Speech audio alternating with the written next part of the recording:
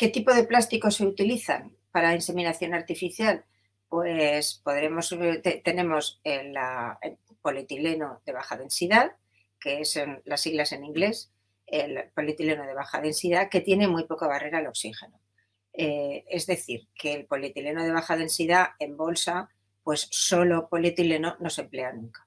Aunque físicamente no sean conscientes de que eso es una multicapa, pues realmente son siempre multicapas. ¿Por qué? Porque necesitamos una cierta barrera. El PET, que es un poliéster, tiene buena barrera, pero no se termosella bien. Es decir, que si alguna vez les dicen que es una bolsa de PET, que es monocapa, no es cierto. No es cierto porque no se puede termosellar el PET consigo mismo.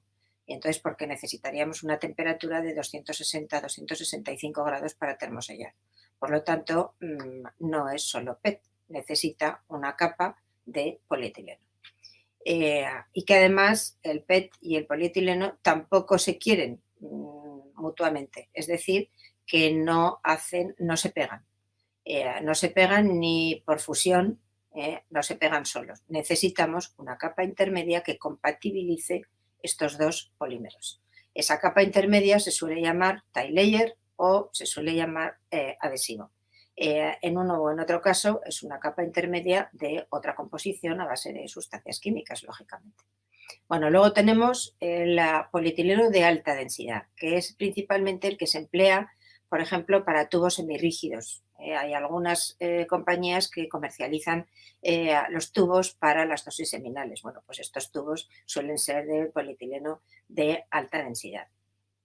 Y luego tenemos las multicapas, que como les digo, pues son la gran mayoría del mercado y que tienen buena barrera precisamente por la combinación de estos dos elementos. Ya ven ahí que entre medio de los dos he puesto el tie layer que les comentaba y el adhesivo. Bueno, pues todos ellos, todos, tienen sustancias químicas que pueden migrar al producto.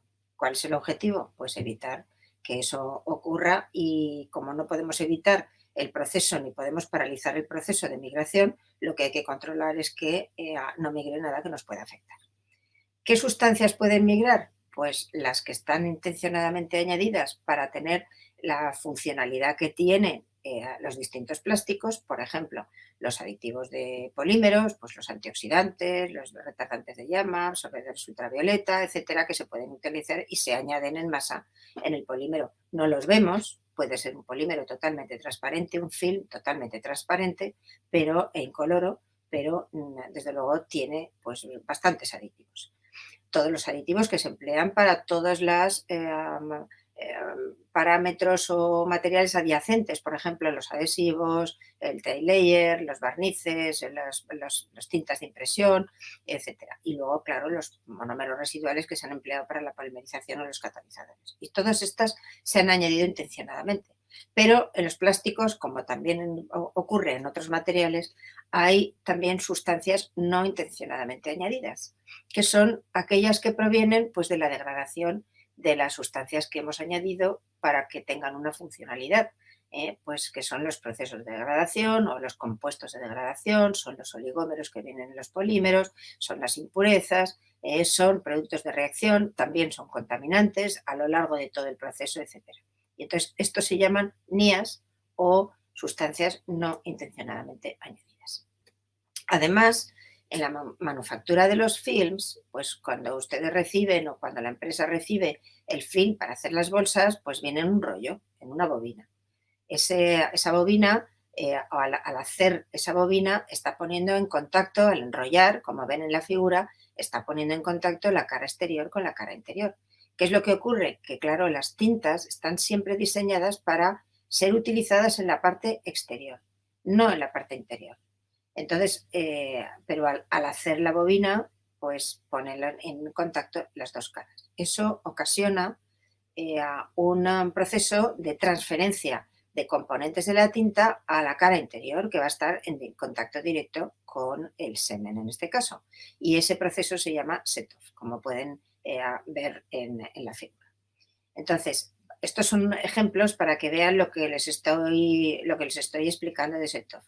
Esto, por ejemplo, en la parte superior derecha ven un trozo de plástico, está tomado de la industria directamente del riel, Entonces, bueno, y esto ven el, el dibujo, ¿no? Las dos letras.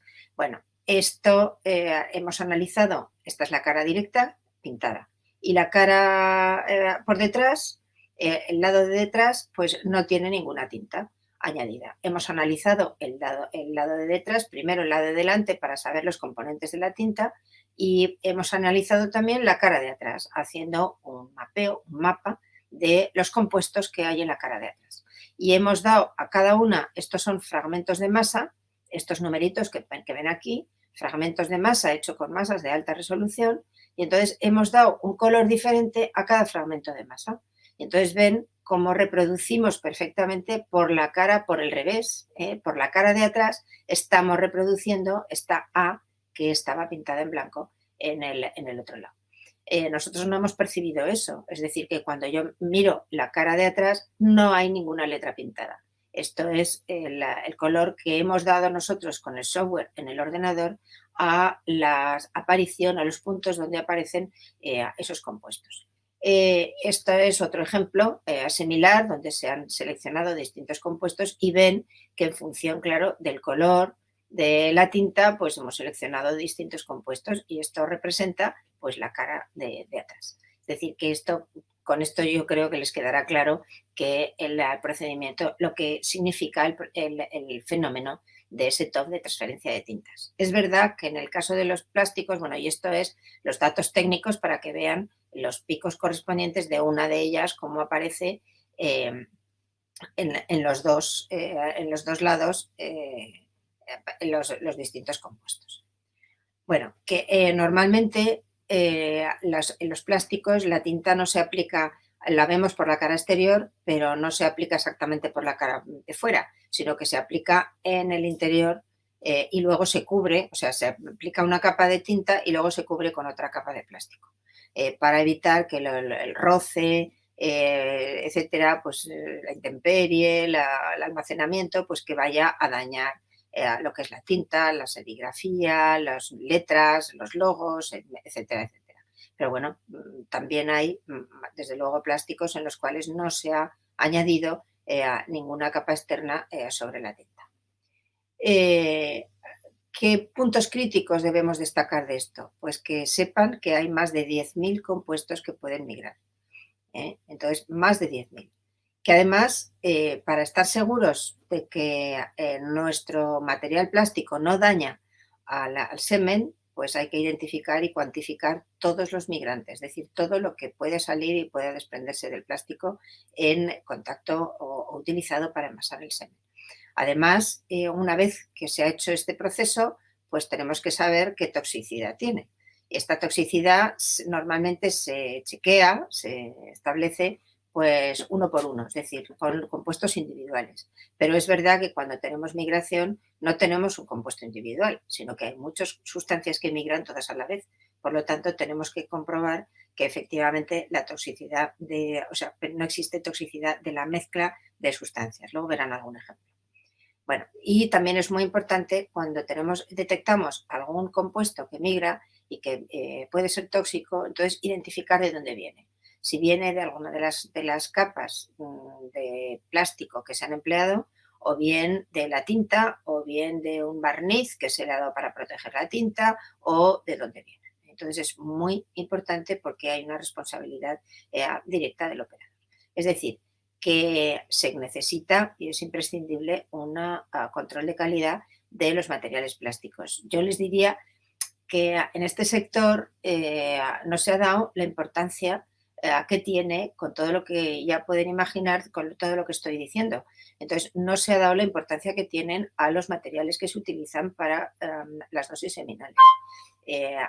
Por contra, en el caso, por ejemplo, de alimentación, tocar prácticamente todo lo que comemos, compramos, comemos, etcétera, está envasado también en materiales plásticos. Entonces, ahí sí que tenemos una regulación y una legislación pues muy estricta, tanto en Mercosur, por ejemplo, en FDA, lo tenemos en Colombia también, lo tenemos en toda Europa, tenemos en Asia, en los distintos países, es decir, que todos los países controlan y tienen legislación específica para food contact, pero esto no existe en el caso de este sector.